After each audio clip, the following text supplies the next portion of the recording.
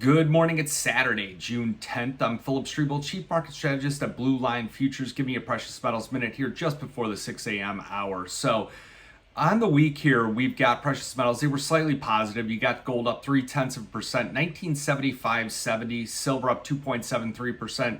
2440, 2480, that's where it really starts to break out. That's where you're going to see the trend following. Guys are going to start to flip. They're going to look at neutral trend, then bullish trend, things like that.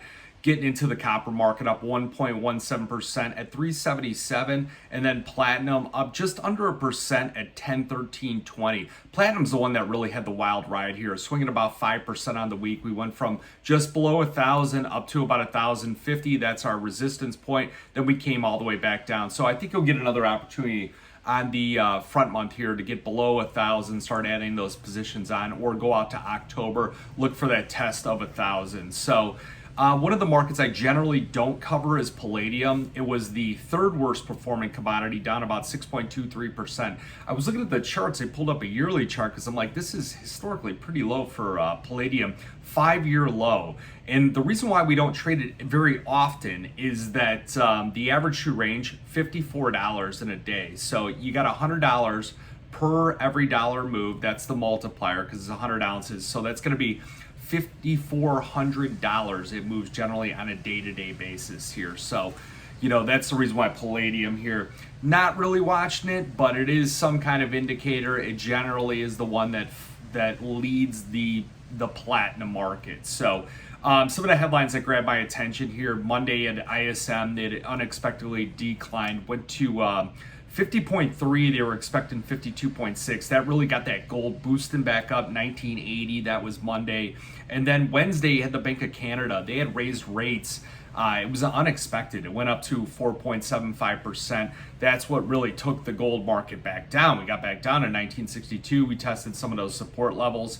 And then Thursday, something we were watching was the Chinese CPI. It had weakened to negative 4.6. They were expecting negative 4.3.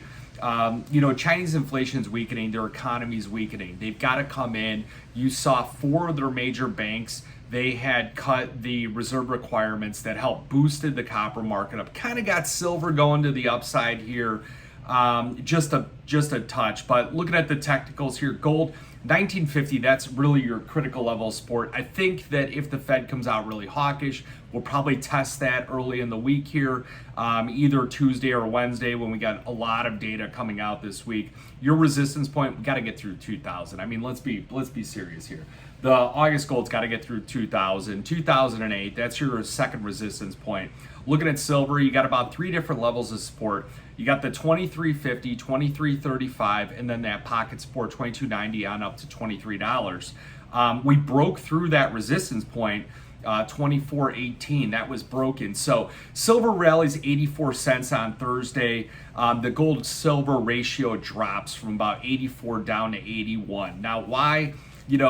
China cutting those deposit rates? No, that's not the real story. The real story is, and this is it, is that Newmont had suspended operations in Mexico due to a labor strike under a collective bargaining agreement. Those workers want to get a pay raise. So they shut down. Newmont suspends operations, and this particular mine, it puts out like a third of the global silver binding output for the entire year. Now we shoot up. That's why we overtake gold. The gold silver ratio drops. The reason why I'm not super aggressively bullish on silver and kind of like an all-in, like all the chips are on the table, is that I've dealt with these collective bargaining agreements before. I've dealt with labor disputes. I've seen it where they're burning tires in the road. They can't get to the mines, things like that. A lot of these things are temporary. They got a 10% is what their collective bargaining agreement, the royalties are. They want 20%. Fine, in a week or two, they settle at 15 or 18. What kind of new floor does it put it on silver? Could be $24, could be a little bit higher. I think the Fed might trump it with some volatility this week, but we generally do see these types of labor disputes resolved. So it's a knee-jerk reaction, kind of what the notes are. So, if it was me I favor taking some profits, swapping out some of those futures for maybe some calculated risk call spreads, some short-term call options, and then look at maybe a cheap put. They resolve this collective bargaining agreement, you might see silver prices back off. So,